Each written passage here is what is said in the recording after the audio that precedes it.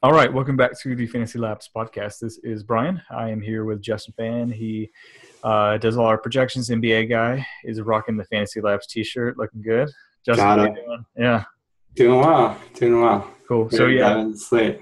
yeah. So we're gonna again. This is the Sunday night podcast we do on Tuesdays and Thursdays as well, and we go over the Monday, Wednesday, Friday slate. So we're gonna go over the Monday slate. So for November 9th, and we'll jump right into it if you're cool with that. Let's do it. Cool. So let's kind of just briefly touch on the games. So we hit over-unders and talk about players. So the first one is at 7 o'clock. We got the Bulls and the 76ers. Over-unders at 195.5. So it puts so Chicago is 7.5-point favorites. Derrick Rose, signs of life. Yeah. Do you trust him enough to play him in cash? Probably not. I don't know what it would take to trust him in cash. But Yeah. I don't think there's anything that he could do in his career for me to get back on the cash train. I mean, Once he was three. in the right slate, like a 3 or 4 game slate. Yeah. He has a couple days of rest and Yeah. is playing like Portland at home or something. Yeah. True. Things can align. Even still, I would be scared, but I hear you. Yeah. Yeah, let's go over this team, Chicago overall. I think really the only really consistent guy from game to game has been Jimmy Butler. Yeah. You have some depth problems with that front court with Yeah. Sol, Mirotic, Joakim Noah, Taj Gibson that make things a little tricky from game to game to really count on these guys. So Butler's really the guy you want to be looking for, but I don't know. This isn't the spot that this isn't a spot that I love for him particularly. I don't know either. Yeah, like I do like Jeremy Grant. I think he's a good defender at the three. I think he can play some defense and make life a little difficult for Jimmy. Plus, I don't like 101.5 implied isn't amazing to me. And Jimmy's at 7,900, maybe a couple hundred underpriced, but nothing that'll jump out at you on a 7-game slate. Yeah. One guy that we loved to start the year started the year really hot was Mirotic, and he's cooled down dramatically over the last couple of games has struggled. Fred Hoiberg says he's really pushing things and trying to force things and just needs to chill a little bit and let things come to him. So for now, I'm off Mirotic because even at 6,400, if he was priced a little lower, I think you can definitely take shots at him in tournaments and try to buy low because the public's going to be off of him. But at 6,400, that's way too expensive. Yeah, and the problem with Mirotic is it's not that he's struggling. Guys go through that. That's fine. Yeah. I actually I like when guys struggle because it's just, especially being a tournament player myself. I look for that so I can take advantage of the public, being off of a guy for whatever. But the thing that scares me about Mirotic is that Hoiberg doesn't seem to be confident in him at all. If it's one thing where if a guy's struggling and the coach is backing him up. And still saying we're going to give him minutes, we're going to give him shots and let him get out of the slump. But Hoiberg is not playing him. I mean, he's played 15 minutes a game the last couple of games. Yeah, I think he played 17 the last game because 16 the game before. Yeah. Yeah. The problem is that like I said, they're deep and they have guys like Taj Gibson who come off. He's a pro. He knows how to play. He's a veteran. He's reliable, consistent, and gives good effort. So when Mirotic, his shot isn't falling, his confidence is a little off, then Hoiberg can give him the quick hook. And hey, look down the bench. I have Taj Gibson and Joakim Noah. Doesn't like to play Noah and Gasol together, but Gibson's a good alternative as well. That seems so dumb to me. Chicago hitting their ceiling is really dependent on Mirotic being a really good stretch for them. And so if Hoiberg's just going to give him the quick hook and kind of kill his confidence, then this Chicago Bulls team isn't that great to me. Yeah, I agree. He's really the only guy on that team that has, a lot of way to improve. I think Jimmy Butler to an extent, but you kind of look up and down that roster. Everybody is kind of at their ceiling or past their prime. Rose, Noah, Pau Gasol, and even Taj Gibson, and then Snell and McDermott don't excite me. Aaron Brooks doesn't excite me. So they really need Mirotic yeah, to be a big part of their plans. Yeah. Really, the only guy here that interests me is maybe Powell. Yeah, I don't love it against Nerlens though. I mean, I don't know either, but if he's going to take Miritic's minutes, I mean, he got 40 minutes last game. So, like, I don't know what Hoiberg's going to do with the rotation. That's part of the risk, which is why I don't like It is. feel great about cash games in any of these guys. But if Gasol is going to kind of get those extra bump in minutes and get up to close to 40, even against Nerlens, I think 73 is fair. Yeah, I think you're chasing minutes though if you're expecting him to come close to 40 because I with the way things are in Chicago and having doing their minutes projections like every game, it just like kind of swings. So Yeah. I'll probably end up projecting Pau Gasol probably around probably 32 to 34 in that range, which isn't good enough for me to trust them in cash. Maybe if you want to be really contrarian in a tournament, but like I don't even think he has that high of a ceiling that really in this matchup. So I think he's even a dicey tournament proposition. Yeah. So really, so the kind of the other guys is the bottom barrel of Chicago guys. So it kind of seems that Hoiberg's either playing Snell or playing or McDermott, kind of based on the matchup. Have you gotten a feel of that at all? Yeah, and I think he said it's going to change from game to game. Yeah, I think it's just team dependent, right? Well, I thought last game he would start Snell to play And he some started defense. McDermott. He started McDermott. So, but That was neither of them really have any value because McDermott is totally 3-point dependent and shot dependent with very little peripheral stats, and Snell is kind of the same thing. He interests me if he's like playing 30 plus a game, but yeah. In a timeshare with Dougie. Yeah. Eh. They're not like super productive on like a permanent basis enough where like you can get away with it. So, Right. Yeah, cool. So on the Philly side, where are you at on those guys? So TJ McConnell, loved him. He triple double threat. He 30 plus in 2 of his first 3 starts, Yeah. and DK has priced him up aggressively. So 53. he started at 3,300, Yeah. then went to 4K, and he's now at 53. So at 5,300, that's an implied point total of around 23, which doesn't leave a lot of margin for error. I know he's been putting up 30 plus, but you're kind of relying a lot on a small sample, and I think he's playing well above his head and well above his talent level to where you cannot reasonably expect him to keep giving 28 to 34 points a game. I think this is a marginally profitable spot, but not a large enough one to where he's probably not going to be, one of my top 3, top 5 point guards on the site, even though I like him in general. But this price kind of makes him takes a little bit of the steam off of him for me. Yeah.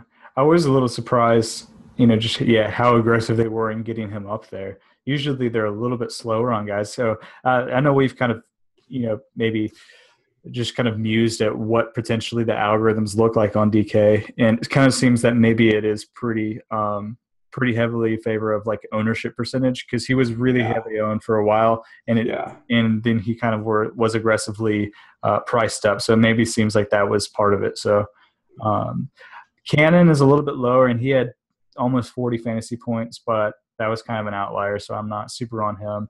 Yeah. The guys for me is either Nerlens or Okafor, really. And Okafor is Nerlens is just kind of always he's just kind of one of my favorite tournament guys all the time. So I'm kind of always intrigued by him, but not a great spot obviously against Chicago. Yeah, I like Stauskas the last game, and I endorsed him, and he went off, but he's up at 4,800 now, and I don't really like him there against Jimmy Buckets either. That's not a great matchup at all. Cannon you touched on as a 6-man backup to McConnell and Stauskas. I don't like his spot. I think that's you're chasing points if you're taking a shot at him, and I agree with you on Nerlens. He looked awful the other day. I liked him too in that slate, and he got ejected with a flagrant 2 in the third quarter. Yeah, I mean, he had a disastrous first half too, so it was just all bad for him that whole game. But there's other games he's looked really good. Yeah. And that's just like it's his second year playing the NBA, so like they're gonna come. I think I'm not too scared of. It's probably about an average matchup for me. I think Pau Gasol's a bit of an underrated defender. We talked about this coming in with Pau Gasol and Mirotic having good defensive real plus minus metrics last season, and Gasol can rebound too. So that's a little a little bit of a concern. I agree with you. Nerlens is always a tournament play. I'm not playing him in cash though here. Yeah. Oh yeah, definitely. Yeah, because I mean the game. So he had 7 points last game. So obviously disastrous. But the game before that he had 50. So that's your perfect tournament play right there. Exactly. Yeah. So I agree on Gasol that it's not even. I don't think he's that a great defender. I think that people think he's a great defender, and that's kind of half the battle. Yeah. I think so. No, but like NBA players. Oh, NBA players. Oh, I thought you meant the public. They definitely don't. No, they definitely don't. But I think NBA players, like he's at least long enough, and like he's not a super great defender, but he's at least like puts his hand up and is deterrent enough around the rim where like people think about him. Plus, he's super nice, like on Twitter and stuff. So, I've heard he's like the nicest guy in the NBA. He is on and off the court, especially on social media. But that maybe adds to his rep. I don't know. Does that matter for fantasy? We maybe add a display column on the models. Nice. Yeah, I like that idea. All right. Anything else for this game? No. Yeah, I mean, you still kind of have the mishmash of guys. Jeremy Grant's a little intriguing at 39. 39 is not great though. I would like him a lot more at like 36 or 34. Yeah. I'm not really super intrigued by any of these guys going against potentially Butler. Like I'm not sure who he'll guard. Yeah. Exactly, but I think he'll guard just whoever's doing well. And that would. Grant's not the offensive type though. He's like the three and D steals and blocks type energy guy anyway. So yeah, he's maybe more matchup proof than a guy like Stauskas is here. Yeah, agreed. Cool. So let's move on to the next game, which is Orlando at Indy, and I'm actually not seeing an over/under that's released. Yeah, they're not. It hasn't been released yet. Okay, yeah. We just have a spread. I have a spread. Yeah, so I see the spread. It's 3.5, which is kind of interesting, actually. I feel like that kind of says a lot about Orlando. But yeah. So where are you at on this game? What's your kind of first thoughts on the Orlando guys? Yeah, so Vucci man, Nikola Vucevic still dealing with that right knee bone bruise, and he's questionable for Monday. He's probably closer to doubtful, I'd say, because he didn't even really make any progress heading into Saturday. So given that lack of progress, I doubt he can turn around. He said he's still dealing with a little pain in his knee, which is not good either. So I'm assuming Dwayne Dedmon starts again. And speaking of aggressive price ups. Yeah, right? He's at 4,600 on DraftKings now. That's crazy. Yeah. I'm off. I'm off him too there. 46, no thank you. He was what? 30. He was 38. Yeah, 38. Yeah. So $800 bump. I think Festus is 4,600 now too. Yeah. Festus is 49. 49. Okay. Yeah. So just $100 more for Festus. That's not even really close to me. I mean, I guess you could be potentially worried about that Drummond matchup, but even still. Well, we'll talk about that later because Bogut is expected to return too. So it's some 16 Festus. But Dedmon at 46. I'm staying off that. Yeah. Are you interested? I know Evan Fournier. He started out really strong. Has had some consistency issues. Yeah, his shot hasn't been falling lately, and a little bit of Mario Hezonja in there, back in the rotation as well. Yeah, I'm off Fournier for now. I'm off him for cash for sure. You're off Fournier for cash, right? Yeah, 6K is too much for his inconsistency. Yeah, I agree. Are you on Depot at 76? No. Yeah. Not really. And I love Depot. It just, yeah, his just hasn't been consistent. His shot just hasn't been falling lately. So I love him as a tournament guy because he always has the capability to fill up the box score and have one of those Yeah. games like against the Thunder where he just kind of rises up and dominates like he did a couple of weeks ago. But yeah, no, just a little inconsistent for me to trust in cash for 76. Yeah, this whole team is a little bit inconsistent. Like Tobias Harris, Aaron Gordon, none of these guys I really strongly consider for cash. Yeah. Even for tourneys, like Gordon, no. Tobias, probably not. I don't think he has that big time ceiling anymore, especially with the minutes he's been playing. He hasn't been playing consistently more than 30 throughout this season. I think he's been closer to like 26 to 29. Yeah. Which is simply not enough for me to endorse him an attorney. So maybe I think that the only guy here is Depot, an attorney. Is that it on this roster? I like Peyton is like slightly intriguing to me as a tourney guy. Okay. What's Just his price? he's at 58. Oh, okay, okay. So that's like fairly reasonable if he's going to get 30 minutes. He got 33 minutes last game. And had kind of filled up the box. We had 3 steals and a block and 5 assists. So, yeah, like definitely no cash game, but maybe if it just, I don't know. Probably not, but maybe. Yeah, I prefer Depot to Payton Yeah. with their pricing considered even Yeah. in this matchup as a tournament play.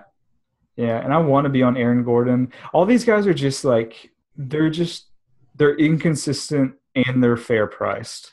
Yeah, and they're young. They're young too. So like it's a part of the process. Like you have a really young core of guys. They're gonna have a lot of off games, a lot and some on games sprinkled in there. So that's kind of the nature of the roster, really. Yeah, agreed. Cool. So on the indie side, we can kind of start at the top. PG at 86, Yeah. I'm fine with that. So okay, so I have some couple things on PG. So Yeah. PG averaging 31, 11, and 4 in his last 3 games. Is that And good? it's okay. Yeah. He got a lot of Richard Jefferson on That was flat. weird, right? Which is weird. Yeah. And not a lot of people are talking about him playing LeBron, but I actually went back and watched all his shot attempts, and they were like a lot of Richard Jefferson. I'm like, well, it was way too easy. Yeah. But he beat Jay Crowder, I think, 2 games ago, and then he beat Luol Deng, I think, against Miami last game. So I mean, he's played a couple good guys in there aside from Jefferson. Anyways, Goodish guys. yeah, goodish guys. Jay Crowder's a good defender. Yeah, but Jay Crowder, I just don't think he has the size for PG. That's true. He's, All right, he's a little undersized for that. anyways, what I wanted to point out was this 3-run stretch for PG has coincided with the absence of CJ Miles. And Okay. one thing I looked up was PG with Miles and without Miles. And okay, obviously preface this with small sample size data. I don't want to go like too crazy with this, but I'm just pointing it out, and then we can parse it for what we think it means. With Miles on the floor, averaging 0.8 threes per 36, 18% from 3, and averaging 16 and 8 per 36. With Miles off, 2.8 threes, up from 0.8, shooting 38% from 3, up from 18%, and then averaging 27 and 10 per 36 versus 16 and 8. So this stretch has come with Miles being injured and off the floor. And when I looked at the Pacers' top offensive 5-man units, Yeah, that's what I'm curious about. Yeah, 2 of the 3 have featured Lavoy Allen at power forward. One of them has Mahimi at center, and one of them has Jordan Hill at center. So 2 of the 3 have Paul George at the 3. that's a 3. And that seems not intuitive to what like we talked about before about how like we conceptually like guys going down a position because it like enhances their mismatches and allows them to kind of go up against players that they're far more athletic than, and it allows another floor spacer on the floor too. So I'll throw it back to you. Like, how much of this Miles on-off stuff are you buying, and how much of it is just noise? Yeah. I mean, I think it's fairly like it's something like I'm definitely concerned about. So I don't think it's just noise. I think there's something there. Um, so I guess my rebuttal to that is like I don't like I've watched the Pacers and I don't think that like they've been noticeably worse with Paul at the four. I think that maybe it'd be one of those things where maybe at first or maybe it's just kind of natural. I think a guy might put up better stats at his most comfortable position, where the team actually might be better in the different position. So I think long term the Pacers are better with him at four, but maybe he's just so used to playing the three and kind of being the distributor and just taking advantage of those smaller matchups that he because like we say that he would be good in a four because he's so much quicker than the four, but also Paul George is just a mismatch for anyone anyway because Right. he's bigger than the threes. So maybe he's just more comfortable taking advantage of those matchups as opposed to the fours right now. I think it's coming in time where he'll be able to do both, but maybe it's just we just underestimate or overestimate how long it would take him to get there. Yeah, and I kind of looked at the like the shot distribution too of him at the three versus the four, and Mm-hmm. with him at the four, he's a lot obviously what you would expect, a lot less on the perimeter, and really worse from every spot on the floor too. Mm-hmm. So I agree with you that I think it is an issue in terms of comfort. I think that's legitimate, and I think he expressed that Yeah. um, repeatedly coming into the season that he preferred to play the three and that he wasn't thrilled with the idea of playing the four, even though it was smart for the front office to kind of embrace the small ball revolution and Mm-hmm. put him there. But um, okay, so in terms of this matchup, like if Miles does play, he is Vogel's hopeful to have him on Monday against the Magic. So assuming he does play, does it hurt your does it hurt your perception of George's value? Probably. Yeah. I mean, after hearing that data, it definitely makes me worried about it. I mean, I think that it's as not only just fantasy players, but it's just people who evaluate sports or life or whatever. Like anytime you get new information, you should try to reevaluate based on the new data. So, um, like maybe noise, but it's definitely something I like have to consider now. Yeah. So yeah, so like honestly, like I don't want to like just like hear data and panic, but I feel like that is fairly telling. So it makes me probably off him in cash games. And I'm not completely off him in tournaments, but I probably would minimize the amount of lineups I have with him for sure. Okay. Yeah, so I think the statuses or the values of all these other guys kind of depends on the injuries too, with Yeah, the statuses of CJ Miles and Rodney Stuckey. yeah, It depends on who we like here. You know, if both of them are out again, Jordan Hill at 4,600 is palatable. I think he's okay there. I don't think you're turning a big profit necessarily, but he's kind of Lavoy Allen with the offense and mm, one let's block a game or something, yeah, and gives you a little sneaky double threat as well. So um, other than that, I like Monte and George Hill more if both those guys are out because they'll have to play a little bit more minutes, have a little bit more offensive responsibility in that backcourt if Stuckey and Miles are out. mm, I would maybe consider Hill at 59 and Monte at 56, though they're coming off a back to back, which I'm not thrilled about either. yeah. I'm not really super interested in any of these guys. It was kind of PG for me. Yeah, I mean, I don't even love Monte. I mean, like 56 is okay. yeah, And like we know that like he's a talented guy, so that seems cheap. Um, but for like the indie Monte or Monte, I don't think that's a great deal. Jordan Hill, like these are all like I think they're all like fairly priced, but you're right. You're just like you're not getting much value, and you're taking on a lot of risk. yeah, So I don't mind paying for what a guy. I think that you have to like remember what you're paying for. So if you're paying a guy's price, like you either need to be paying, like if you're going to pay more than what he's valued, then you need to be either getting a higher ceiling, or you need to be paying for consistency. And I don't think any of these guys you're getting either. Right. So even though they're fairly priced, it's not a fair price that I'm interested in. The thing is, like, you're losing as much as you're winning at that price, right? Maybe it's like a marginal 55-45 spot for you, but there are far more optimal plays where you can you increase your chances of profiting. Yeah, it's just like you could go Ellis at 5,600, but it's just a waste of 5,600. Like it's not like you're going to get 0 fantasy points. It's just there's like you could do better with it, you know? Yeah. It's just not really worth it for me. That's it for me. I'm ready to move on. Cool. So Mini at Atlanta. Let's see if there is a. There are. This one. Okay. So the Hawks are 9-point favorites, and we'll start with Minnesota. They're 96.5 implied. Okay. So Kevin Martin missed Saturday's game, I believe, due to a personal issue. He'll be back on Monday. He was back at practice on Sunday. So that obviously removes whatever appeal that Zach LaVine and Shabazz Muhammad had. And also probably means fewer minutes for Ricky Rubio and Andrew Wiggins, who played, I think, close to 40 on Saturday, which is way above their season averages. Mm-hmm. I'll toss it to you.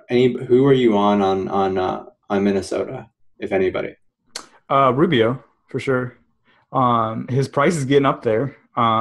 75. Yeah. And like Wiggins is fine too. Like if his minutes are up, like you're saying, then I'm fine with him in tournaments. I'm not like on him in cash because I just don't think he's consistent. And that's just because he's young. Like it has nothing to do with the skill level or anything. He's just, has some duds. And it's just mostly just about whether his shot's going in or not. He's just kind of dependent upon that. But, right.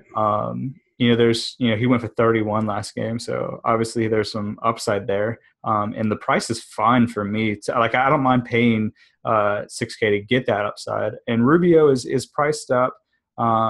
But he could just have like one of those games where he has like 4 steals and 12 assists, and all of a sudden you're kind of sitting at 40, 50 fantasy points, which is nice. Towns, man, he's up a lot. What was he? So he was at 5,900 just last week, and now he's at 4.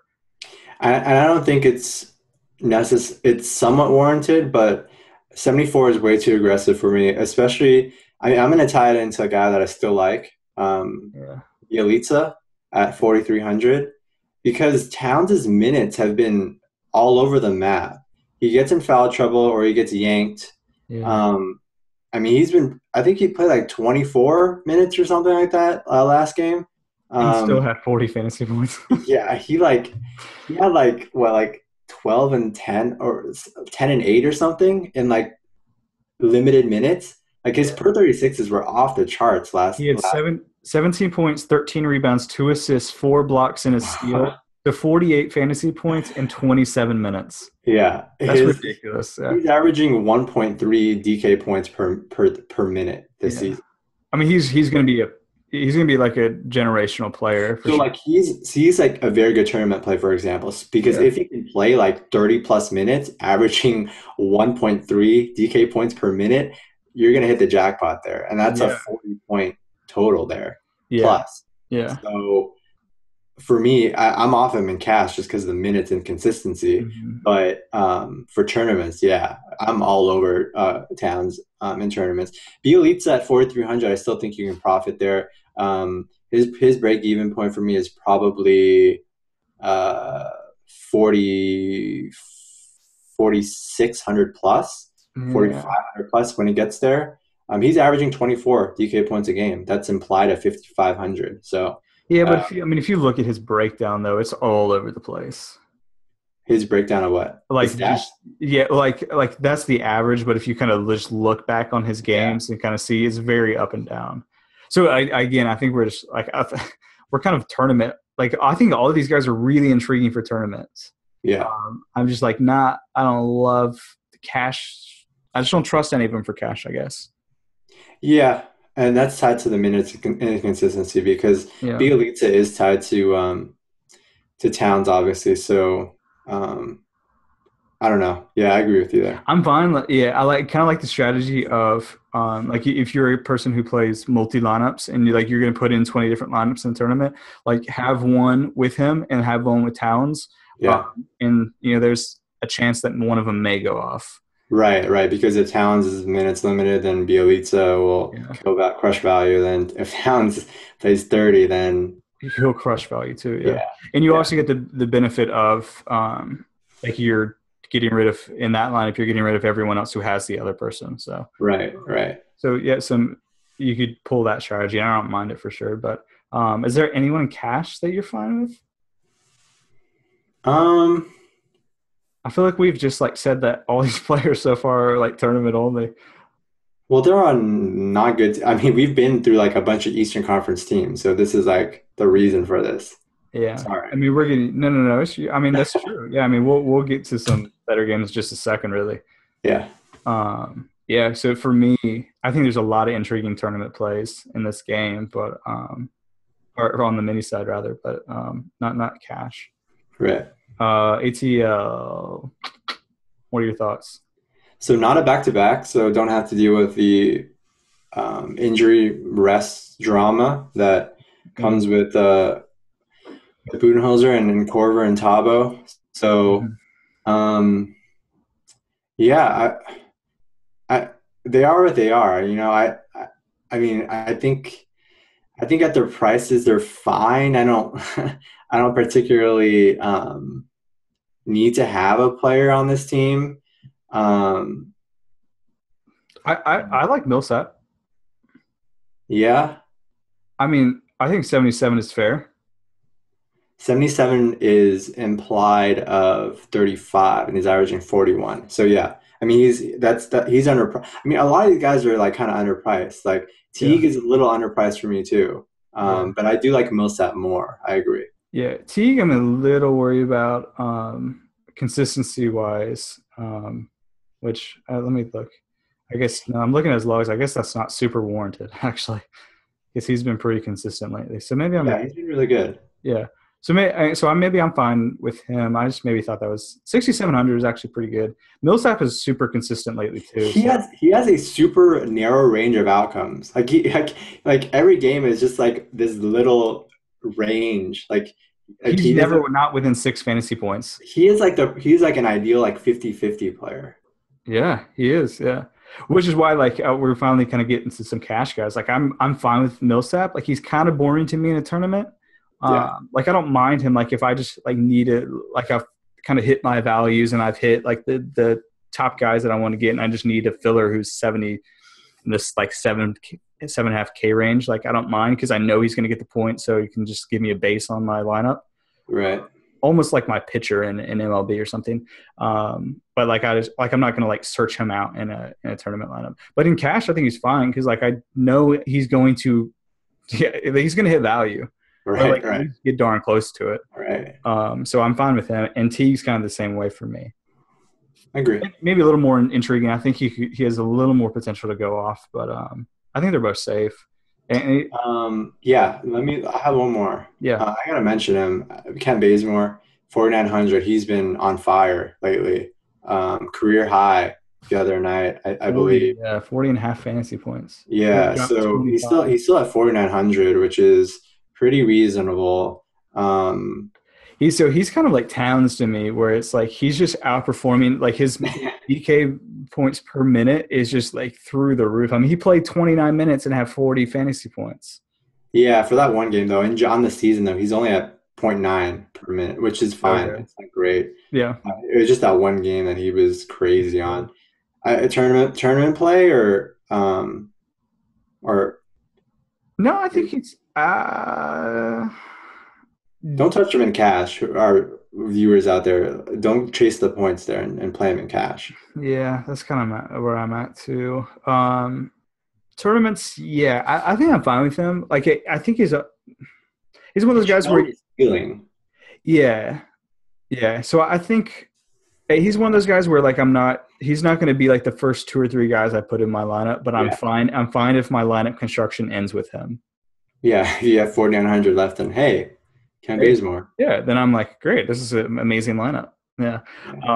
Don't you love it when that happens? When you're like, you have all the guys you want, and then you're like, crap, I got one left, and then it's like the perfect tournament play. Like it's exactly like sometimes I had this the other day. It was a couple games ago where it fit perfectly, and I like didn't know who was going to do it. My utility and Nerlens fit perfectly, and I was just like, this is a sign from the fantasy gods. I think you sent me that lineup. I probably did, yeah. Yeah.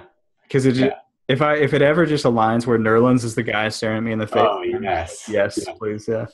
All of it. Yeah. But yeah, so Bazemore, I don't mind. I think all these guys are like pretty good price. I think they're probably underpriced, but yeah, I think there's some good value here, and the over/under is definitely fine. And 105.5 for the Hawks is quite a lot. Yeah. So yeah, I'm definitely cool with this game. Cool. So let's move on. Portland, Denver. You have the line, or you want to pull it up? Yeah. Nuggets are 1.5 point favorites here. Nuggets at 104.5 implied. Blazers at 103 implied. They're 1.5 point favorites? Yeah. Why? Because did you see their last game? I know it was Golden State, but still. That was 2 games ago, I think, actually. Yeah. No, I did. But that was 1 game ago, yeah. Yeah, it was last game. Yeah. I mean, yeah. I guess I thought that it was just Golden State kind of letting their foot off the pedal. Maybe to add some context here, it's Blazers are second leg of a back-to-back at Denver, which is not. Oh, in Denver. Yeah. Yeah, in Denver, for people who don't know, obviously has the altitude. Which is why I was so adamant about fading Derek Favors the other day, and he only played the first half. Yeah. It's just not a great spot. Okay, so let's start with the Blazers. They're playing right now. Last I checked, Dame, McCollum, and Myers Leonard were the leading scorers. I think Mason Plumlee was struggling a little bit. Had some assists though, but in this spot, you on any of these Blazers? Yeah, I am. I'm on Dame and McCollum. I think both of them are fine. I think Dame is underpriced. He might be appropriately priced for this matchup, particularly just the back-to-back in Denver. But I think just if we're just talking in a vacuum, just against a regular team on a regular night, I think 85 is too cheap for him. So he's averaging 44.5 on the season, which should translate to just under 10K. So and he's at 85. Yeah. He's underpriced still. Yeah. Even in a bad spot, I think you're still getting value. Breaking even at worst. Yeah. I think his floor. So at 85, he needs to hit around 39 DK points. Yeah. I'd say his floor probably around 35, 36. Like that's his floor. I agree, and I would say that maybe even just a smidge more than that. So yeah, so you're looking at. I'm looking at this matchup. Yeah. Yeah. So yeah, I'm fine with him actually. I mean, maybe that's unpopular, but 85 for Dame, even on the back-to-back. Like these guys, I don't know. I actually got asked this question by someone on Twitter, and they said, like, really, how much do you factor back-to-backs? Because I've seen the data on it, and we've both Bill and I have written about it with our trend section. But one thing I hadn't checked was going back to see if back-to-backs affect people more later in the season. Just because I guess for me, I just haven't been super worried about it early in the season. Cause I'm just they just started the season 3 weeks ago. Like, why are they that exhausted on a back-to-back? But maybe that's unfair. No, I think that's a valid theory, and I think it probably holds weight when you look into it. I think I'm going to write an article on it this week. Yeah. Yeah, I think it makes sense. And the guys are the guys I'm obviously intrigued by are Lillard and McCollum. I think McCollum's is fair at 65. Guys are they're young. Like, it's not like this is an older team. Like, I think I would be a little more worried with an older team, but McCollum and Lillard are both like what, they're like 23 and 24, whatever. Yeah, McCollum especially doesn't have a lot of Oh, mileage on him. I mean, yeah, Dame has a little mileage because he plays like 82 games. He plays a ton of minutes, yeah. so there's obviously more mileage there than with McCollum. Um, Aminu at 6,100. Goodness, He's up there. God. I was looking at ownership, right? And he's been really highly owned, like in all these like cash game. That's because of you. This is your fault. Well, we liked him at the start of the season. I Yeah. mean, this was inevitable. I mean, he's been a really good 3-point shooter. Obviously, he has a solid base of rebounds, steals, and blocks. But 6,100, woo. I mean, so where's he? I mean, so that's been up. So he was just at 46 last week, and now he's at 61. So there's obviously a bump, but he's probably at value now, right? So 30 and a half. He should be priced around 68, 6,900. Okay. So he's still under. I mean, the thing is, like, the thing about Aminu though is like you're winning, like, no matter what at 47, right? Yeah. Like, I'm afraid that like the shooting from three will regress. Yeah. I haven't checked it in a couple of days, but I think at one point he was shooting like 50% from three, which is obviously a little high. Last game he was 1 for 4. The game So before that, he was 1 for 2. I mean, it's not like super high volume. I mean, yeah, no, he's taking 4 or 5 a game, which is actually pretty high volume. But yeah, last game, I mean, he's averaging like 8 or 9 rebounds. Yeah, I mean, it was like one of those guys is like if you're getting the guy that is like really dependent on peripherals and stuff, because like in a tournament, like they're valuable to me because of their price, not because of like the matchup or anything like that. So, like he just doesn't represent a value to me anymore. yeah, he went from like an A+ value to like a BB minus. Yeah, which is Like, still okay. it's fine, but Yeah, like you probably can find better. C's get degrees, man. So like, yeah, like you'll be fine. Like you're not gonna lose your cash games with Aminu in them. No, Uh, absolutely not. but yeah, it's just it's not the best value on the board. Yeah, you're just limiting your ceiling by spending 6,100 on him. Yeah, agreed. Anyone else here? Any of the bigs intrigue you at all? Yeah, I mean,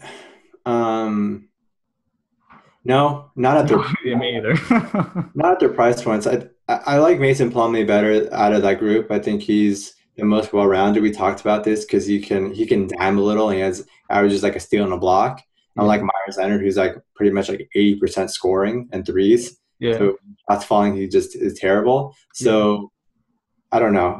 Plumlee at Davis, Harkless, Leonard. I don't mind Plumlee in tournaments. I think this actually might be an okay spot for him. I know like I need to to go ahead and just write this article early in the week and get the data out there, because I just like kind of anecdotally think about the players and just decide based on no data whether I'm worried about the back-to-backs. And for Plumlee, I'm not really. And I think this is a good matchup where they're going to run a lot, and so he could potentially just get like double-digit rebounds and hit value that way. So I'm okay with him in tournaments. He's not consistent enough for cash games, but No, I agree. At 5,400, he's fine for me. yeah, And tournaments. yeah. I agree. But the other bigs, I'm not really interested in. We liked Harkless for a little bit, but then he's not seeing enough playing time. No, yeah. I mean, he was and his playing time is pretty volatile. I mean, he got 25, he was up to 29, and then 17. Yeah. Yeah, I liked him. I liked him when who was it that was out? I think it was Myers Leonard that was out, and Yeah. they started Ed Davis instead, which kind of took the wind out of his sails a little bit. Mm-hmm. Agreed. Cool. Denver All right. side. Yes, let me start this off. Okay. So on our last podcast, I said that Moutier might win someone a GPP because of his usage. Mm-hmm. Oh my gosh, I love this spot for Moutier. I do too. With the Blazers team coming into Denver off the back-to-back, him facing Dame Lillard, Oh God, I think this is like a prime GPP spot for him. Mhm. I mean, if I'm constructing GPP lineups, I think he's probably in like 60% of them. I want a Okay. lot of exposure to Moutier in this spot, and his usage hasn't changed really all that much. I mean, he's still he's still horribly inefficient, but I think this is a game where he can be I don't know, like a 40%, 42% shooter, which Mhm. is fine given all the other stuff that he adds to the mix. Mhm. So I'm all about Moutier at 6K. Oh, I think this is I a love it too. no lose spot for him. Yeah. I agreed. I love the spot, and also I love his pricing spot on DK. Yeah. Like not only is he 6K, so he's a great value, but like if you just look in between the guys that he's at, so Conley, Rondo, and Teague is just right at 6,700 above him. Then you're going up a little bit for Jackson or Rubio, and right below him is George Hill, D Rose, and Peyton. So Ooh.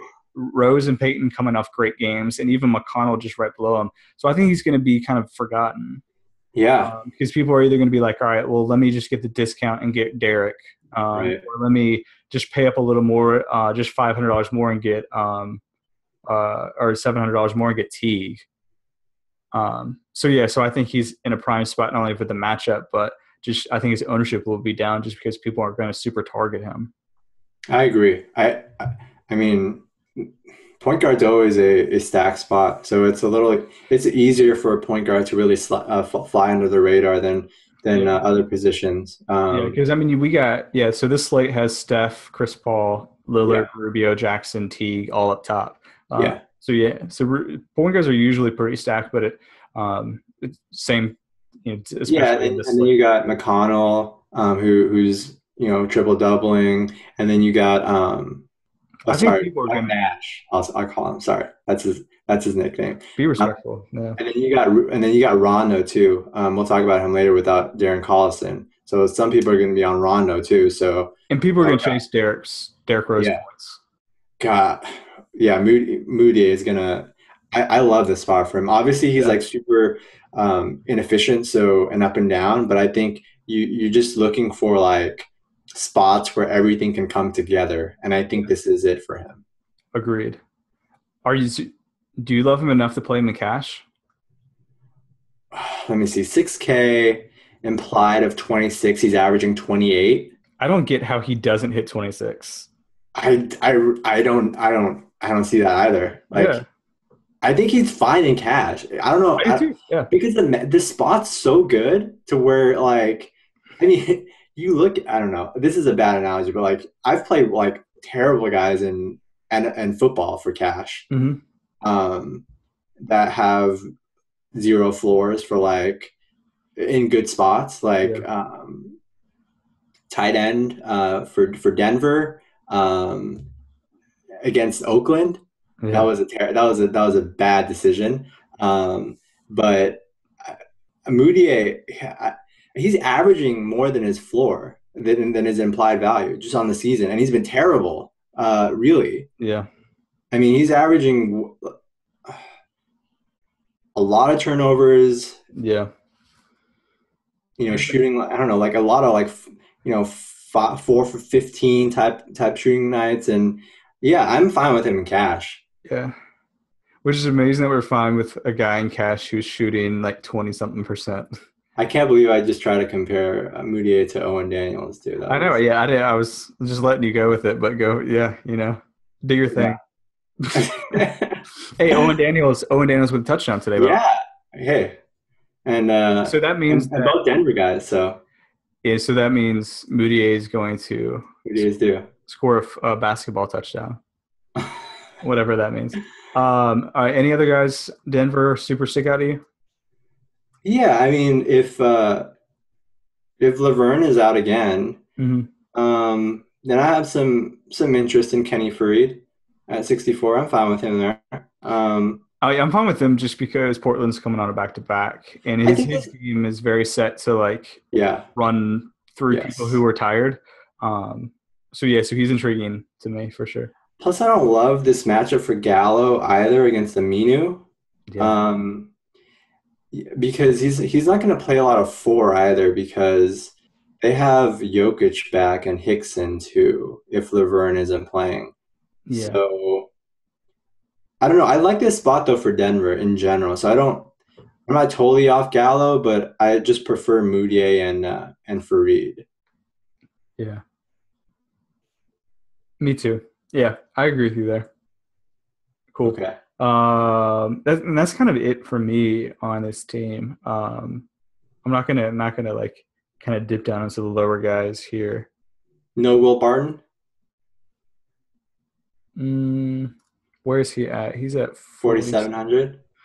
Um, no, I think people are gonna chase little points from this last game. I mean, I know he went off and had a great, what was it, over 40 fantasy points, yeah. But I I mean, mean, his usage has been pretty good though. I mean, he has a good role. but what is his minutes gonna be? Yeah. Because I mean, he got 39 minutes last game. But before that, he was at 20, 21, 24. So it just kind of seems like a weird outlier Yeah, it for is. It me. is. So I mean, if he's going to get 30 plus minutes, then maybe. Um, but even still, 47 is getting a little pricey to me. But Yeah, it is. yeah, it's kind of it. You want to move on? Yeah. Cool. You got the line for Spurs Kings? No, no line. Yeah. No line. Is there a spread? No spread either. Nothing. Okay. I think they're waiting on Boogie, Oh, probably. okay. Yeah, so Right. he's questionable. He was ruled out. Yeah, yeah, you're right. So he's I mean, he's like expected to play, but he's probably closer to questionable because it's like an Achilles injury, and you can't know for sure with those things. So I think they're waiting on to know more about his status to drop a line. Or so if so is this one of those, like, so when guys are coming back from injuries and they haven't played in a couple of weeks, are you skeptical just that their minutes are going to be reduced, just kind of ease them in back in, or are you fine with well, targeting because of the depressed ownership? like conceptually, when I actually prepped for this, I thought Cousins would be a good GPP play, but given the matchup against the Spurs, Yeah, um, it's probably going to be like an 8 or 9 point spread, I would guess, if I'm playing odds maker here, yeah, and probably not enough reason for them for Carl to go crazy with Boogie's minutes in his first game back. agreed. Yeah, I think his floor is a little bit low for me at 98. Yeah, I mean he's still he's still priced at like 100 like full strength Boogie, really. Yeah, yeah. Yeah, I'm off him for this game. I just want to see how he looks. And I I may think conceptually though, yeah. I think conceptually though, like taking this and applying it to like maybe a guy who's coming off like I don't know, like a broken hand or like an Mhm. ankle sprain or something would make sense in a neutral matchup. I'll be fine targeting those guys in tournaments, but What's like your yeah. Achilles versus the Spurs is That's probably yeah. probably very iffy. Yeah. I'm on the same page. All right, so Collison's out. They're gonna have one maybe 2 point guards, Rondo and Seth Curry maybe. He didn't. I don't think he played against the Warriors with that ankle sprain. Yeah. But he probably will be back on Monday. Are you on Rondo at all at 6,500? Oh yeah. Yeah, coming off that. He triple double, didn't he? 14, 12, 14 points, 12 rebounds, 15 assists. Yeah. Yeah, that's a and 4 steals to add. So yeah, almost had almost 5 of 4 categories. Yeah, I mean I'm on him for sure. I'm fine with him in cash or GPPs. Yeah. I mean, I don't Um, love the matchup against the Spurs, but at well, 65 without Collison, yeah. The thing, well, my hesitance is just the dissonance between like his talent level, um, and and like his fantasy value. Like we talked about these guys before. Like they're not good in real life, but they're good in stats a for DraftKings format. yeah.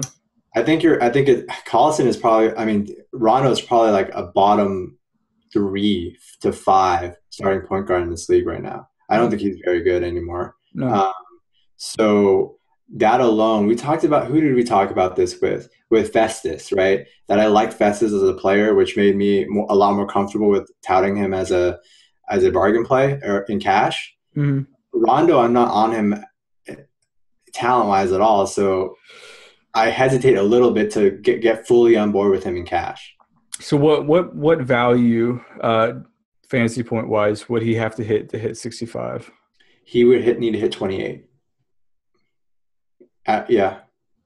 I see. I'm just not worried about 28. If So okay, let Collison me is ask out, you this. Let me ask you this: Rondo at 65 or Moody at 68? yeah, that's. I mean, yeah, Moutier for sure. Moody at 6K. Sorry. Yeah, yeah. No, Moutier for sure. Definitely on him, but that's not fair because I think we both agree that he's one of our favorite plays. But we're talking about just the slate though, right? So if No, we're no, yeah, talking, for sure. Yeah, but I like both of them. Like okay, I will have some lineups with them both in my tournament lineups. okay, One of them in the guard spot. But yeah, if I only had to pick one, I would go Moutier. okay, I agree. Yeah, I'm with you there. So I have a lot more confidence in Moody than I do in Rondo. I do too. Yeah, I think Rondo's floor is lower Yeah. for sure. Both mostly just because of the matchup. Well, plus usage too, because Boogie's back and Moody is the lead dog or semi lead dog next to Gallo in that Denver offense. You know. Yeah, yeah. I guess I'm a little concerned about it. I I'm mean, yeah. we haven't factored in Boogie's return at all into Rondo's value if he comes back. Yeah. Well, I guess I can't say that like I guess I can't say that I'm like don't love Boogie because I don't think he'll play much, and then say that I don't love Rondo because of Boogie's going to play a lot. I kind of have to like No, but make the my thing is, mind. like, if Things are risky. If Boogie plays 32 minutes, for example, that's 32 minutes of Boogie and like 32 minutes less of like Rondo just doing James stuff. Anderson or like Caspi or like Willie Cauley Stein, like super low usage guys. That's what I'm saying. It's like Mhm. you're replacing all those like low usage guys with Boogie, and Rondo's points floor obviously drops dramatically. He's not going to hit. I don't think he's going to hit 14 again. Yeah, but also like if we're talking like we've talked about the difference in usage, and so like if you look at a site like Nylon Calculus, and they have it broken down to like what a player's scoring usage, what their playmaking usage is, and I Right. think Rondo's like for him, I'm more concerned in his playmaking usage. So yeah, you're right, his scoring usage is going to go down, but like you would also assume that his playmaking usage, while it wouldn't go up, I don't necessarily think it would probably stay the same. Um, but you would assume that Boogie would be able to convert some more attempts than Cauley Stein. True. True. I mean, yeah, I mean, it's not like I'm predicting he's going to have more than 15 assists, but I just don't. I think that there is a floor there. If Collison is out, like I don't think he's going to get less than like 7 assists, which kind of puts his floor up for me. Okay. We can disagree though. No. I'm not off Rondo. I Yeah, think he's fine. I'm just not going to play him in cash, in cash. that's fair. And I probably wouldn't either because of Moutier. Yeah. If Moutier wasn't on the slate, then it makes things different. Yeah. Yeah. Okay. Any other Sacramento guys? No, I mean, Boogie's return takes a lot of the steam off, guys like Rudy Gay, obviously. I mean, he didn't really I show wasn't on out at him all. anyway. Yeah. Yeah, he wasn't showing out at all without Boogie anyway. So, Yeah. He looks bad. um, Hey, Bellinelli did you at see? 40. Someone was. Oh yeah. No, I can't remember who it was. Maybe it was Haberstroh. No, it was Zach Lowe. I think he was tweeting out like someone. So he was comparing someone anyway. So Rudy Gay had like the lowest percentage of his drives that resulted in a pass, and like most people, like so the player he was talking about was at like 12%, and it was like really, really, really low. And then his comparison, it's lowest in the league was Rudy Gay. It was 5% of his drives resulted in a pass. So it's just a guy who's super, super, super dependent on his scoring, and he's Yeah. not a good scorer right now. Yeah. So that means like don't play him. Yeah. Don't play Rudy Gay. You go ahead. Didn't mean Yeah. to interrupt you. The only one was Bellinelli at 42. But that's a little too spec for me. Me too. Yeah. With that's only I only mentioned that because Collison's out is going to open up some minutes for him with the off guard.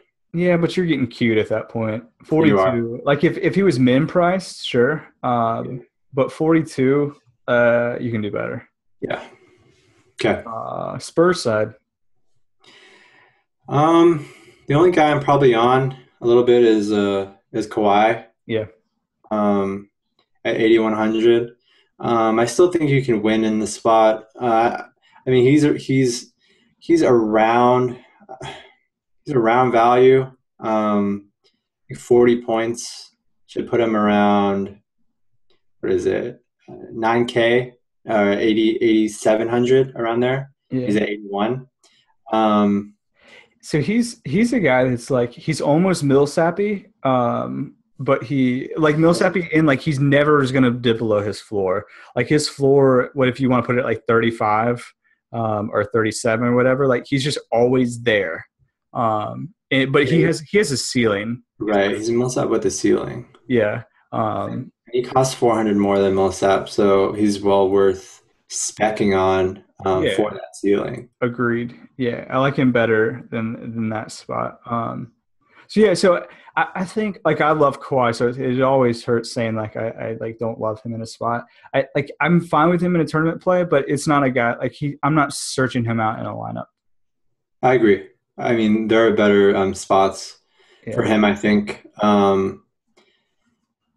Though I kind of am intrigued in general for Kawhi in spots like this where it's a potential blowout, and he's like the only starter playing 30 plus minutes. So Those usage is yeah. those are the spots that I like for Kawhi in general, Yeah. where he can exceed value more often than not. So Yeah. that's why I'd be a little intrigued here, just because I think this sort of um, fits that profile a little bit. Yeah. Yeah. I agree. I'm 100% with you on that. So, I think he's like a really like B plus A minus option. Yeah, I think there's some A pluses, which is why I'm not gonna like super search him out. But like I'm not gonna have no shares of him either. yeah, And you're right, I agree on the rest of the team. There's no one. I think everyone is either overpriced or like not. You're not getting a value on them. right. Or in timeshares. Or in timeshares, yeah, and just the matchup in general. Yeah. You're just not like, yeah, you're just not getting a value, and it's too risky for me. So. Okay. Moving on. Detroit, Golden State. You got a line? Yeah. Warriors 14, 111.3 implied. They're 14 over Detroit. Well, Detroit back to back, maybe. Oh, it's back to back. Okay. Yeah, they're playing right now. Oh, Detroit okay. is. Okay, that's Um, fair. Where are they? at Detroit. Are they in Detroit right now? Oh no, I think Oh, they're at the Blazers, right? yeah, they're playing Yeah. the Blazers right now. Yeah. Okay. So it's not like super, super travel, but definitely, I mean, yeah, Golden State on a road back to back is never a good spot. But Yeah, okay. it's road home. It's at Uh, Detroit. no, it's this game's at Golden State. You sure? Yeah. Oh yeah, you're right. You're Yeah. right. Okay. So it's worrisome to me. Yeah. Drummond, Well, I'm off Drummond. the cash. Yeah, Drummond's always fine. Drummond's always on the radar because he can. Yeah. He's really the only. I don't know. I think the one advantage here is that I think this will kind of be like a really sloppy game for Detroit, and I think Mm-hmm. there will be a lot of kind of dirty work involved where he can get a little bit more off rebounding opportunities and that stuff of that nature. And I like him against Bogut. I I don't think I'm not concerned about Bogut coming off that concussion. I think he's vastly superior in that matchup there. Yeah, for So sure. in the tournament, I'm fine with him, Yeah.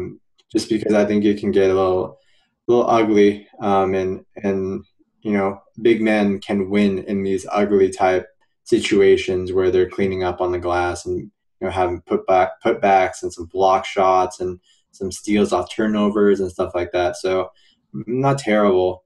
Yeah. Um, a terrible tournament play at all. Yeah, I agree. And part of that is just because I don't super love the center position tomorrow. Yeah. Yeah, just the guys we've gone to. Yeah, it's pretty ugly. I mean, you got Cousins at the top, who we don't love in the spot. Then you got Drummond. Then you got DeAndre down at almost 8K against Memphis. So I mean, kind of eh.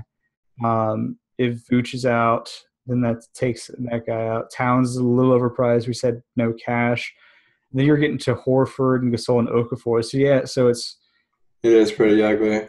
so it's almost like it's a bad matchup for him, but I'm almost okay paying the 91 just because I'm super worried about everyone else's floor. Right. So don't pay up at point guard. Get a guy like Moutier at 6K, and then you can pay up at center. Yeah.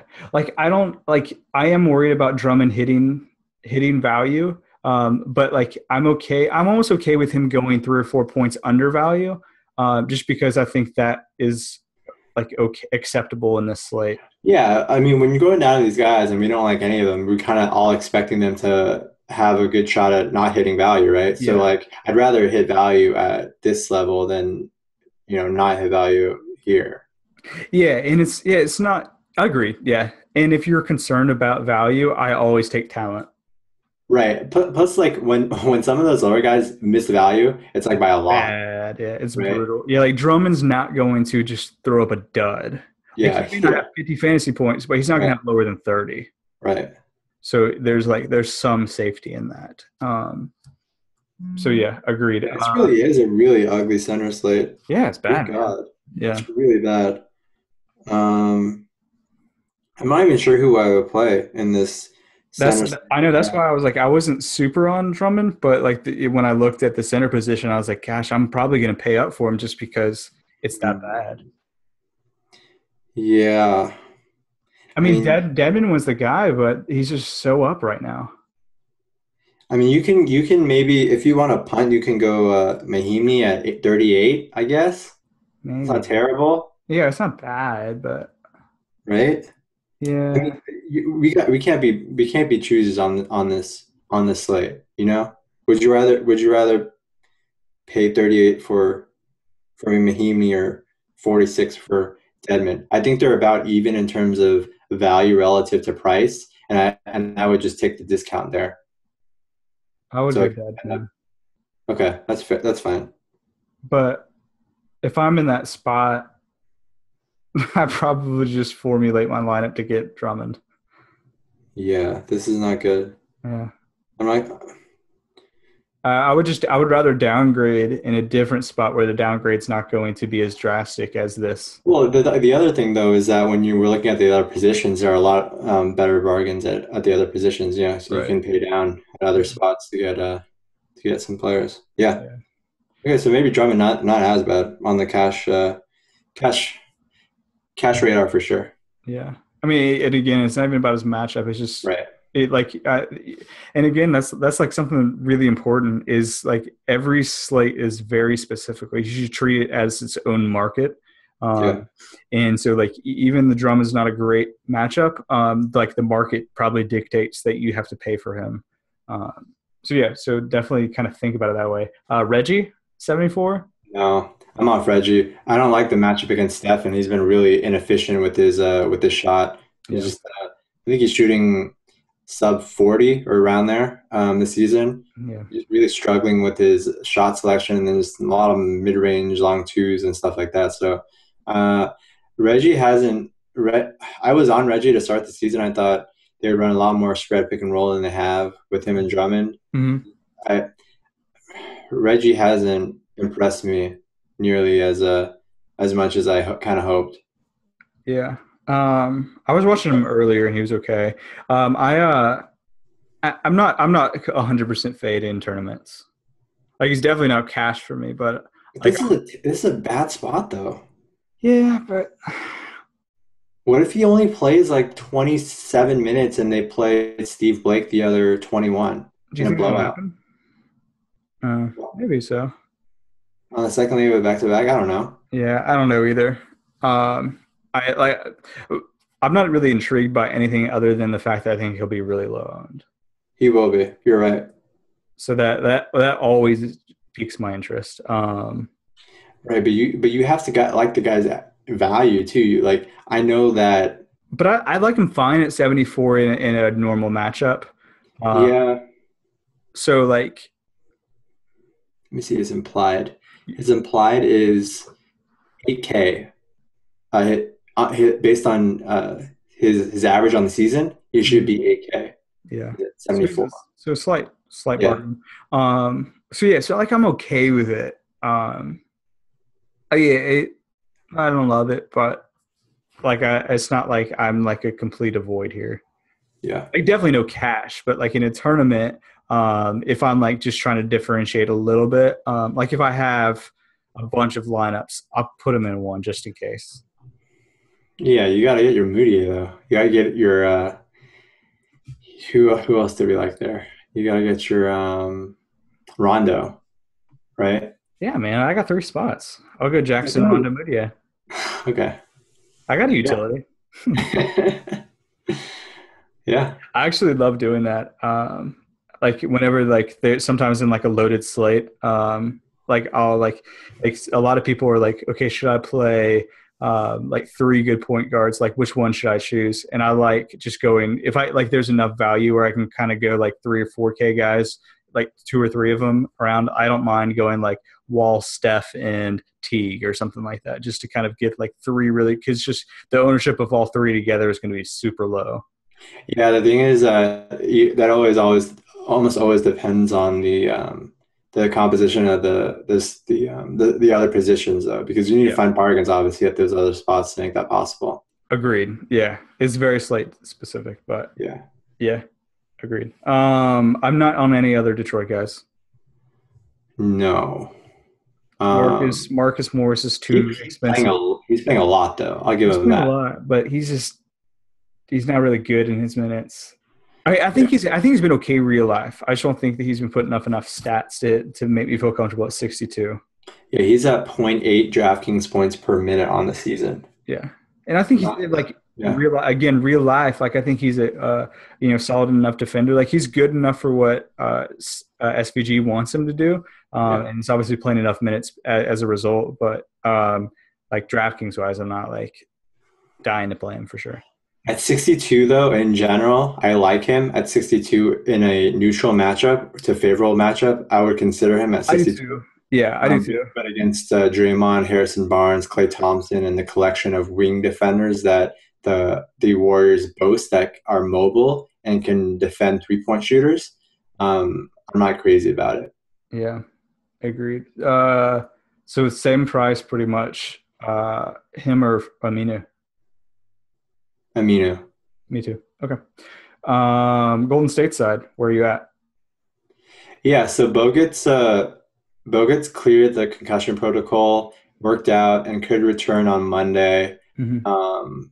So that unfortunately removes Swag Zealy from consideration. Swag Zealy got priced up too. He's at 49. Good God. That's aggressive. And I love me some Festus. Me too. So This is a dark day for us. yeah. That no Oh starting my God. Festus. They priced up everybody. They priced up all our guys. So is Festus still going to start? Yeah, so that's the thing, right? Right. I think he'll probably. So what I want to happen, and what I know Kerr has the cachet to do, unlike Mark Jackson. Oh, he'll do whatever he wants. Yeah. Is to start Festus for the rest of the season. Yeah, agreed. I actually think he should do that, kind of like in the vein that Draymond that he did with David Lee and Draymond Green last season, Mm-hmm. where you should just start the better play. And I think Festus is the present and the future of this team. No disrespect to Andrew Bogut, but I think he's kind of in decline, and we saw that in the playoffs. But in any case, I don't know. Festus can still be really good in 24 minutes, which is realistic. Even if he starts, even if Bogut is there. So, but at 49 though, that's the problem. Yeah, that's the problem. That's not necessarily the minutes, right? And I think that he could still hit value at 49. Yeah. It's like the price, but it's just like it's not worth the risk at the price. It's like, what are you paying for? And you're just not paying for anything. You're paying for Swag Zealy. You're Yeah, paying for like being able to watch Warriors games and sweat this guy. it's It's true. it's Mm. awesome. All right. All right, I'm back on.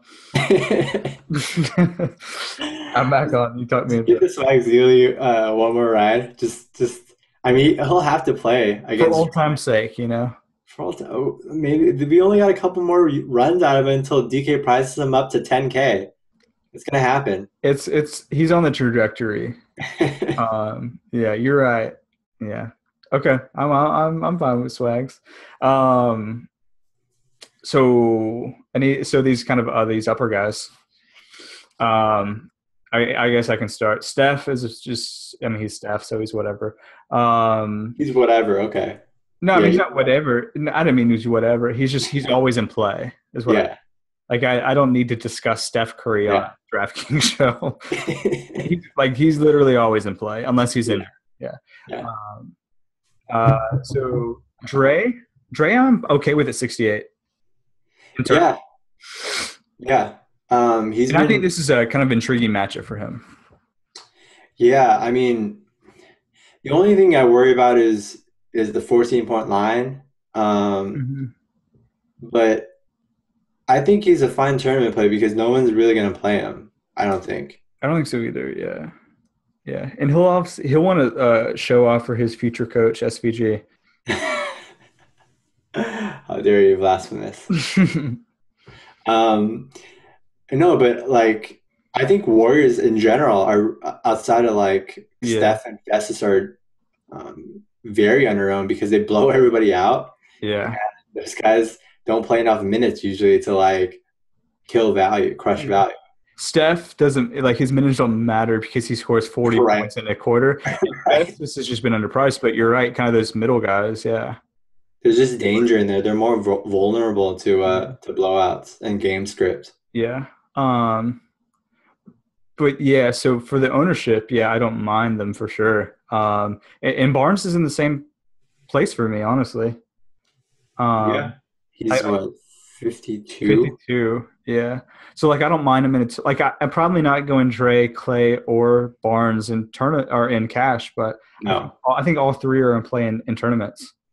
I would rather roster Draymond if you're rostering anybody in tournaments. I agree. And obviously Clay's fine, but you're gonna have to like fire like 10 bullets to hope you hit one with him. Yeah. I'm very underwhelmed in general by Klay Thompson, and we've talked about this offline too. I think he has the tendency to disappear for extended stretches, and I think his rep is a lot better than what we've seen on the court. Oftentimes. So where are people? I know where I've been, but where are like just people? Maybe just Warrior fans, because you probably have a better gauge on this whole Clay Kevin Love thing. Because it was like people were like they're dumb, but then it reverted back to like, oh, Kevin Love is awful, and like that was great that they turned it down, and then won the championship. So like it was obviously like, I mean, that's kind of independent. Like I don't know, like they may have still won. I don't know. Maybe it took minutes away from Dre. Whatever. The point is they won the championship, so you don't question it. Right. But now it's almost like with Dre it doesn't matter, but it's still like kind of weird. Well, the thing is like we've talked about this too, is that value is very context and team dependent. Like one player can be very valuable on one team, but a lot less valuable on another team. Yeah. And I think Love and Clay is an example of that. I would take Love over Clay in a vacuum. I think Love is the better player, but I think what the Warriors need, Klay Thompson is a lot more important than Love, even though they similarly stretch the floor. But you cannot play Love at center because he's such a defensive liability there. You need a rim protector like Bogut or Festus Ezeli to really anchor things in the paint. And if Love did get traded, Draymond really would never have happened. And Draymond at center would never have happened either, because they would have felt pressure to play Love there. So Clay also gives him defensive versatility, which is really important, like the ability to switch everything. And I think, even though I think he's a little overrated as a player, I He's think very, yeah. given what the Warriors need, he's very valuable in He's that sense. he's a very good role player for them. Yeah. As long as we like still Yeah. identify him as a role, that's my thing. Like he's a role player for them. Yeah. Because people thought like even there was a while like Splash Brothers like it's 1A 1B Steph and Yeah. Clay, and like Steph is just like he's not even a tier above him. Like Steph is like 7 tiers above him. Well, role player is a little bit strong, I'd say, because his usage is still probably around 22% on a usual given season, which is obviously more than your average role True. player Yeah. uses possessions. And role players don't usually have the capability to put up, 15, 20 points in a quarter and True. really, give put a team Yeah. up in a short time. But I agree. Relative to what they need, he is more of a supporting player than a featured player. We'll say that. No. But yeah, that's going to be like any team with like any team with Steph Curry, like everyone's going to be a supporting role player. So Yeah, it's true. that's not like a knock on anyone. Right, exactly. It's really, yeah, because you want to. I mean, he's like one of the most efficient scorers in the league, if not the most. So you'd be stupid not to give him the ball as much as possible Yeah. and have him shoot pretty much, every time down the floor if you could. Yeah. The opportunity cost of taking his ball out of his hands is drastic. Yeah. Right. Cool. Anyone else for Golden State? I think that's probably it for us. I think that's it too. Okay. So let's move on to the last game. Memphis at Clippers. You got a line? Yeah, we got a line but no total. So Clippers -5 in this one. Okay. So a couple of injuries, obviously. I think this is off the top. Chris Paul doubtful for Monday. So Okay. I think that okay. So we'll start off with the Clippers, I guess. So Clippers with Chris Paul doubtful. I love Blake Griffin here. I think he's a very good cash play. Last game when Chris Paul sat on Saturday, I believe he put up 57.2 DraftKings points and is going to be the focal point of that offense. I think people are like looking too much to like literally at Chris Paul's replacement. Like Crawford, yeah. Or Rivers, inexplicably Rivers. I mean, people actually probably played him in cash Saturday, which is awful. Never play Rivers in cash. Never played Rivers ever, really. Yeah. I don't even think he's a great tournament play, to be honest. Yeah. But I think if you get to Rivers in your lineup, start over. Yeah. I think if like a player on DraftKings breaks like the terms of service, they should have DraftKings should punish them by having their NBA lineups preloaded with Austin Rivers. That would be quite a punishment. That would be super tilting. It would just waste your money. Hey, go ahead. No, we got to talk about our new segment at the end of this game. Okay, let's keep on going. So stick around, everyone, because we have an awesome new segment. I do really like that strategy. I think that a lot of people always look for the direct replacement because that's what you do in football. Yeah. In other sports and in baseball as well. Like if you have a guy who's going to sub in and be at the fourth spot of a lineup at minimum price, like that's what you want. But basketball is not like that. Usage doesn't get distributed. And I've written a lot about this. It's not a direct insertion of role. It's a distribution of usage. Yeah. One of my favorite strategies to do in tournaments is to fade the guy who's coming in for them, because they're going to be at a massive ownership and they're really not that great of a value. There's probably some examples like Schroeder. If Korver or Teague is out, like I think that's a little bit different, but I think there's a difference in talent between Rivers and Schroeder. Yeah, there's a reason why those guys are backups. Right. Yeah. And like some of them they're backups, but they're like young and they're going to become young guys. And like you just have to know the difference between those. But yeah, for this example, I really like always fading like Crawford and Rivers and focusing on Blake because the usage is going to go to Blake. Yeah. And it's going to be a little bit of Redick too, a little bit more Redick. DJ is actually going to get a couple more touches. Like he's not going to be frozen out. But I'm worried about the quality of his touches. Yeah, I agree. But especially, I think Griffin is really up there with some of the best cash game plays of the night. Especially because when you look on the other side, Zebo is questionable too with with an injury coming in. And even if so, it doesn't Yeah, matter. it's not a good It's not good for Zebo because he's older now and he can't move with Blake. So how you get like an older Blake Griffin, or you get a guy we'll touch on JaMychal Green or Jarnell Stokes stepping in for Zebo, which is not good either. So Yeah. Blake Griffin's in a great spot. Yeah, he's probably my favorite play of the night. Yeah. Let's see.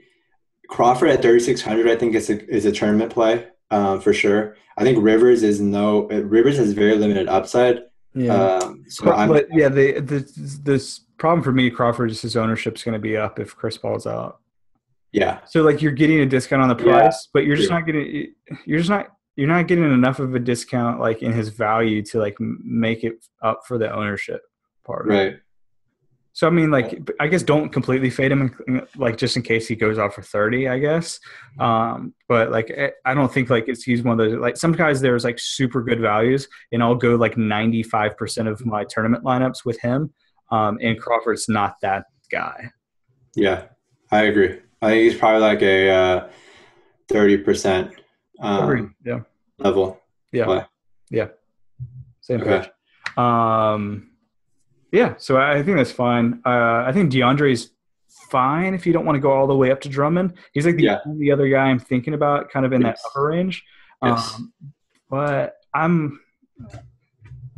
I'd have to really, really, really, really like my lineup outside of the center position to not just figure out a way to get Drummond in there at that point. Yeah, I mean, there's a 1,300 or whatever price difference between Drummond and DeAndre. So, if you need that extra 1,300 and your lineup looks a lot better with DJ in there, then by all means, I don't think there's a dramatic difference in their points per dollar projection. So, or their floors either. So I don't think you're losing dramatically from going from one to the other. Okay. That's fine. Other than that, like, there's a lot of depth on this team. So, their bench is a lot deeper, so there's not some of these guys aren't going to get enough minutes, like Lance Stevenson or Paul Pierce. Hey, did you see Lance's layup? Oh yeah, the one he just threw. Yeah, I love Lance now that he's not in Charlotte. Like it's just complete value, like entertainment to me now, because I can just watch the bane of your existence. Yeah, well, I mean, yeah, it was just. Like, there's just no words for him. He was just so bad. It's just like you just felt bad for the guy, honestly. I felt bad for him last year. Yeah. It was just like he was just over his head. It was like he took a gamble on his talent, left the confines of Indy where he was far better suited, and he fell on his face. And I don't know. That happens. Yeah. Yeah. Like, well, and it does happen. Like, we see examples like that. Like, it happened with Lance. It'll happen with Draymond, and we're keeping him, by the way. So I don't know what this talk about him going to Detroit or whatever. I know he's from Saginaw and whatnot, but he's not going anywhere. Mm-hmm. Mm-hmm. Okay. All right. We just extended him too. What are you talking about? I know. Contracts are movable. Oh gosh, give me a break. Okay, we gotta move on. When he shoots 7% from 3-pointer in the playoffs this year, we'll talk. Yeah, but he was terrible offensively in the Cavs series, and we still won. Agreed, but you also played Matthew Dellavedova. That's true. Don't you dare disrespect Delly. Yeah, Delly and St. Mary's College. Delly, St. Mary's. I respect that. Patty Mills from St. Mary's too. They got some players in the league. Yeah, I will say like that has been like a topic, and like Golden State people and writers are like super super sensitive about we didn't play anyone. And like we got you have to get lucky. I don't understand like this whole thing about luck, right? Every team gets lucky Agreed. at some degree of luck. The baseline degree of luck that you have to have is being healthy, right? Agreed. Yeah. And you look at like every team that's won the title, they've been like almost pristinely healthy the entire way. Like you look at OKC, they run terribly because they get hurt. Yeah. If they got lucky by not losing Ibaka, not losing KD, not losing Russ for some stretches, then they would be, right there at the finish line. But you have to get lucky to win those things. I think, I think it was more so last year. you can't talk about, I mean, if you just like they're part of their like they just didn't play any team like the injuries. But the thing is, did we get lucky in the regular season when we just ran away with the entire? So like, I'm saying that when you translate, I'm saying that yes, the quality of our opponents in the playoffs weren't great. Yeah. The team itself was still the same team that just destroyed everybody in the regular season. Agreed. I guess my thought is that we usually see teams like have to lose bad in order to like get over the hump. Like they have to go through those lumps. And I'm not saying that like Golden State had been in the playoffs, so it's not like they hadn't gone through those lumps. But like I think they were still like a little bit young, a little bit like just like all of a sudden they broke through and hit almost 70 wins, and there needed to be a learning curve where some veteran team like punched them in the mouth and really showed like what it's like to win a championship, and there was just no team that was designed to do that.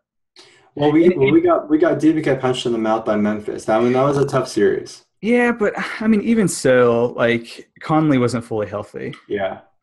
So like I am even in the camp where I think that they probably even still would have won, even if they got punched in the mouth. I just am disappointed that I didn't get to see it. No, that's fair. I think I'm all about seeing guys at full strength. I didn't love that Kyrie got hurt. I knew that it led to an easier road to the title, but I'm all about I want to see good games. I want to see it pushed, and I want to see a great series. And that's I don't want to see Dellavedova, sorry, for 30 minutes. Yeah. Yeah.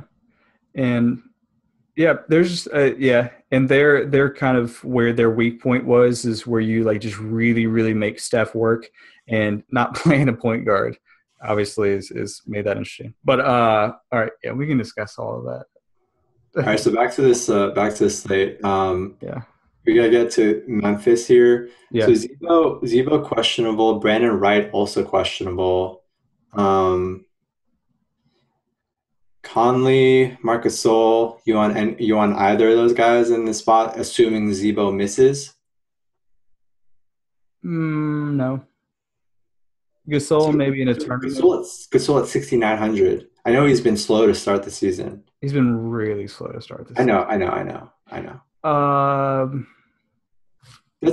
So at 69, he needs 30 points. Yeah, which I'm worried about. He's averaging 26.3. Yeah. It's just, I just haven't seen it really from him this year. And I don't know why, really. I don't know. I'm not super on it. Yeah. Like, I think I don't know. I might have some shares in tournaments. I'm off them in cash. But like maybe a tournament lineup here or two. Conley, I'm not interested at all, just because he's $100 more than Moutier and has significantly lower ceiling. Right. So I don't see any reason why you would do that. Not really a whole lot here for me, to be honest. I think this is okay. Maybe we can transition here. Okay. To the segment, because I think this is a spot you can actually. So Zebo's out. I think this is a spot where you can roster JaMychal Green again and cash. I think that's a great idea, Justin. So this will bring up our new segment, which was brought on by said player JaMychal Green. So it kind of started with before lock one night. It was like 6:55, like right before lock. I messaged Justin and I said, got a tournament line with JaMychal Green. And Justin is like, no, what are you doing? No, I said, A, you're fired for a second time. Yes. That And was right B, up the what bells for me. the heck are you doing? Yeah. And I rostered JaMychal Green in the tournament lineup. And then turns out I cashed my GPP with him. So bad. In the lineup. So of course I like have to brag to Justin and say like, hey, my JaMychal Green lineup cash. Blah, blah, blah. So it ended up sparking a segment where we decided that we're going to, on these big Monday, Wednesday, Friday slates, we're going to let you guys pick any player with a projection. So you have to go onto Fantasy Labs, and they like it can't just be a guy who's like not who was waived or something. So he's not even playing, but a guy with a projection on Fantasy Labs, and you could pick him, and you can tweet at us, and Justin and I will compile and pick the most common guy, and then Justin and I are each going to put a GPP lineup in and try to cash with that guy. Yes. So that's the segment. It's called the JaMychal Green Challenge. JaMychal Green Challenge. I love it. So we'll keep this segment going. We'll keep this contest going. And we'll keep a tally of how many cashes me and Bryan get, and we'll both use the same player on a given day. Yeah. So we'll just get suggestions from you guys. And I think try to make them as interesting and humorous and try to needle us as much as you can, because I'm not afraid to go outside the box here and try someone not great. I think it should be harder for us to do it in this challenge. Yeah, and honestly, like it'll change how we like we'll have to depending on how we do it, we'll have to maybe go with a more upside riskier player to make up for it or whatever. I mean, it'll something that we'll have to adjust to, and I think it'd be interesting. So. Yeah. So tweet us at either Justin and I's personal accounts or at Fantasy Labs NBA, and we'll kind of keep track of who you guys want us to play, and then we'll tweet it out before lock and say the JaMychal Green Challenge player of the game is whoever it is. Can it be JaMychal Green tomorrow, please? It kind of has to be. Yeah. But we'll open it up though for people just so you guys get some names out there. I really hope it's just not Austin Rivers. I think I'm scared it might be, just because we just bashed him. We just said if you have Austin Rivers in your lineup, you got to start over. Oh my gosh. So we might have set ourselves up for that one. But it could be JaMychal Green, since it's the first night of the JaMychal Green Challenge. And what better player? Yeah, that is true, but it is probably maybe too chalky with if Zebo misses. Wait, JaMychal Green is too chalky? For this contest, I'm expecting some terrible people to be nominated. That's true. That's a good point. Okay. Yeah, I'm actually pretty excited about this.